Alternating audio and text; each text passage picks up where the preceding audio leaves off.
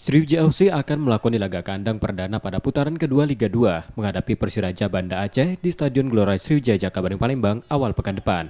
Meski bermain di hadapan pendukung sendiri, Sriwijaya FC diminta untuk tidak meremehkan tim tamu. Dalam laga nanti, pelatih Sriwijaya FC Yusuf Prasetyo akan melakukan perubahan pemain di lini tengah untuk mewaspadai seluruh pergerakan pemain tim tamu. Bagaimana kita menyerang dengan formasi yang berbeda. Tengah aja kok, di tengah. Karena pengen menang.